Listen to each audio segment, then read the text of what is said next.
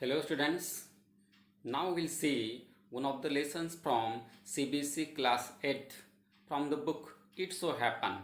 The name of the lesson is How Did the Camel Got His Hump? This story has been written by the writer Rudyard Kipling.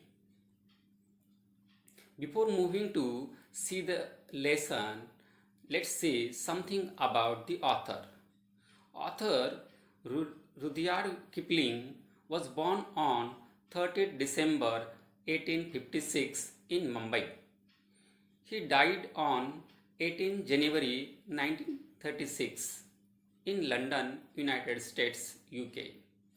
Joseph Rudyard Kipling was an English journalist, short story writer, poet, and novelist. He was born in India, which inspired much of his work. His short stories are The Jungle Book, King, The Man Who Found to Be King. These are his famous works.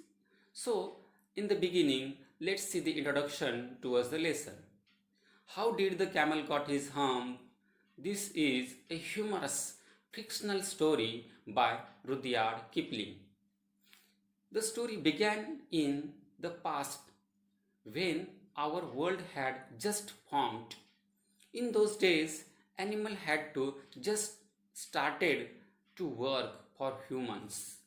But there was one lazy animal, the camel, that did no work and said nothing but only hump. So, present lesson deals with a theme. That theme is of laziness. He has effectively presented the theme of laziness in this story. How did the camel got his hump? The main idea of this story is to make the readers understand and the importance of hard work. Laziness will not lead to a success. This is the main thing the writer had conveyed from the story. So, in this lesson, there are some major characters. They are as follows.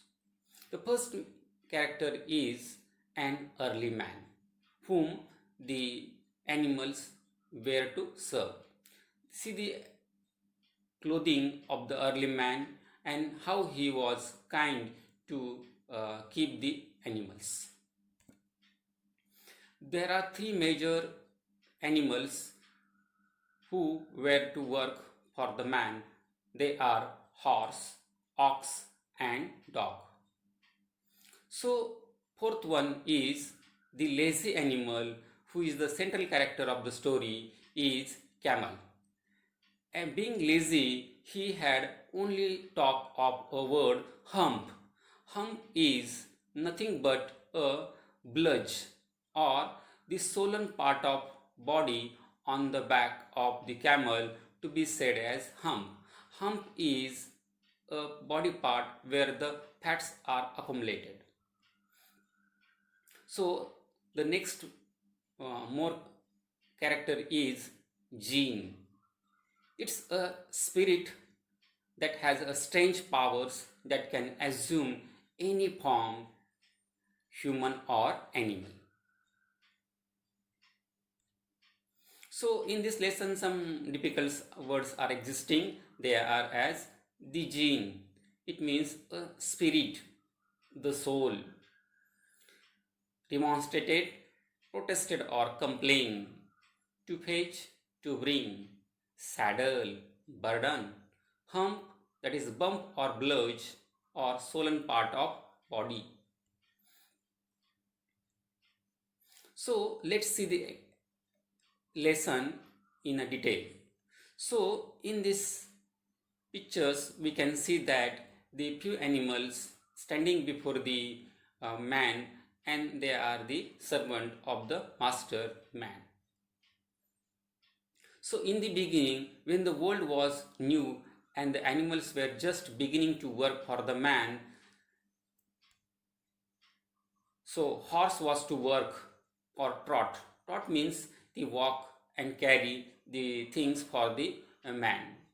Similarly, dog was also working. He had to work for the man like a page and carry the things what were needed by him.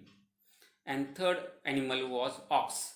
He has to plow the field, and these were the works were done by the horse, dog, and ox for the man. But the fourth animal, who couldn't do anything and he remained lazy, and that his work other have to tolerate, other have to carry. The camel, and he lived in the middle of a howling desert because he did not want to work. He ate sticks and thorns and the pickles, and when anybody spoke to him, he said, "Hum, just hum, not more that." But uh, three animals, that is horse, dog, ox, went to the camel and requested him to work as they are working, but it was of no use. The horse came to him on Monday morning with a saddle. Saddle means burden on his back, and said, "Camel, O camel, come out and trot like the rest of us." "Hum," said the camel, and the horse went away, told the same to the man. See here, the first one, there was a horse who came on Monday to request the camel to work for the man because they are working. But the camel did not work. He simply said a word, "hump." Thereafter, the dog followed, a stick in his mouth, and dog came to camel with a stick in his mouth, and he said, "Camel, O camel, come and fetch and carry like the rest of us." So you have to just bring the things for the man and just carry the what we are supposed to. Such a way the dog was requesting camel to do, but the camel said only, "Hum, hum," said the camel, and the dog went away to tell the same to the man. Thereafter, it was a turn of the ox. The ox came to camel and with the yoke on his neck. Yoke means this is a tool is used by farmer to cultivate or ploughing the field, and that yoke was on the neck of the ox. And that time the ox said, "Camel, O camel, come and plough like the rest of us." So "Hum," said the camel, and the ox went away and told the same thing to the man. Thereby, three animals, horse, dog, and the ox, approached to the camel and expecting the camel to work for the man, but the camel did not work. Camel was not ready to work. He used to simply say the "hum." Now, being relaxed, this camel will accumulate his fats in the stomach, in the hump, and then when he will work, that time he don't need to eat the food, and that the uh, consumption of the fats from the hump will be helpful for the camel to survive. Then, as it was of no use that convincing the camel to work for the man, then the three animals decided to approach to the man. At the end of the day, the man called the horse, the dog, and the ox together and said, "303, I am very happy for you.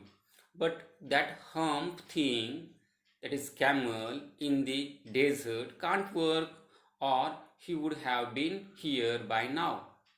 So I am going to leave him alone, and you must work double time to make up for the it. So the man called the three animals of his and told that uh, camel is not working, so camel's part of work you have to tolerate. So three means horse, dog and ox have to do the double work because the camel is not working. That made the three animals very angry, and they told panchayat on the uh, edge of the desert, and the camel came chewing curd. Chewing means just holding the grass in the mouth because already he had eaten, but then again he is bringing back in a rumination process, and the camel laughed at these animals, and then camel said hum and went away again. So we are finding that there is a single action, a continuous action of the camel, not working, simply saying hum.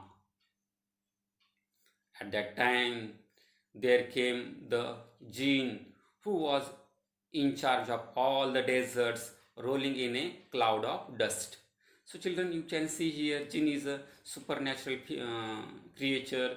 It is a spirit, and it wherever whenever he arrives at appears, initially there is a uh, cloud of dust, and from the dust he is emerging.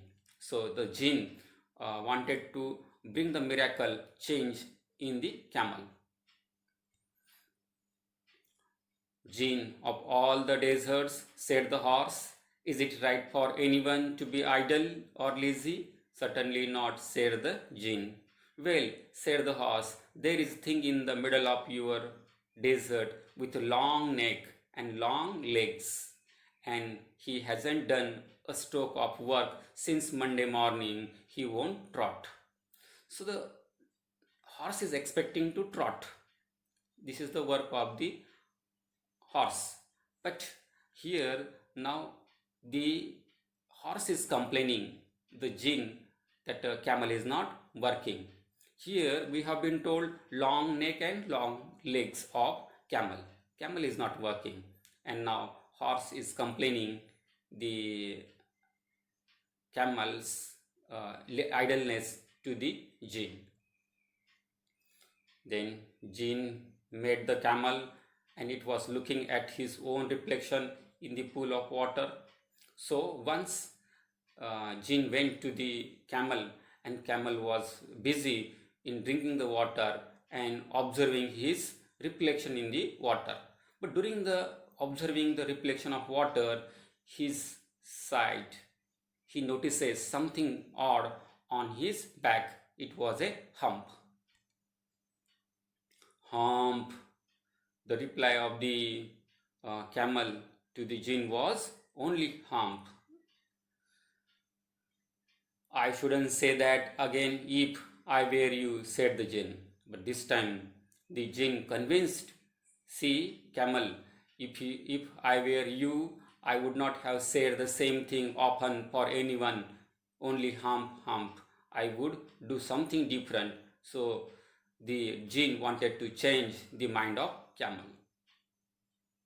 No sooner had he said than he saw his back, that he was so proud of its back, puffing and puffing, means becoming bigger and bigger, up into the great big hump.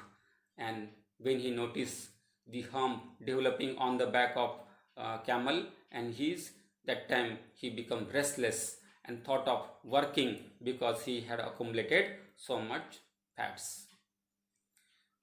You will be able to work now for 3 days without eating because you can live on your hump. And then the jinn instructed, and see here, nothing is wrong happen. The hump has accumulated, but it has purpose. If you work for 3 days continuously without eating, you don't need to eat, because the hump will support you to survive for 3 days. This is the instruction given by the jinn to the camel. So the camel went away to join the three horse, dog, and ox, and from that day, this camel always wears a hump and has never yet learned how to behave or work with them, as the hump is still there on his back. Now, children, you might have seen the back of camel is always with the hump. It means that the camels are not working regularly. They work occasionally, they rest, they become idle, they accumulate the fats in the humps, and whenever they start work, they continuously work without expecting the food, because the hump has the special function that without eating the food also they can survive. So now let's turn towards the conclusion. Here, the servants of the man, like a horse, dog, ox, work hard for the man. So he remain healthy. So these animals remain healthy and active. But the camel, who relaxed and remained idle for a few days, he developed a hump. Hump is a bump or lump on the back of the camel. That fats contain odd part of the body and gave strange look to the back of the camel. Then he decided to work. So from this story, we have learned that everyone must work and remain active, or else we may become dull, fatty, and shabby.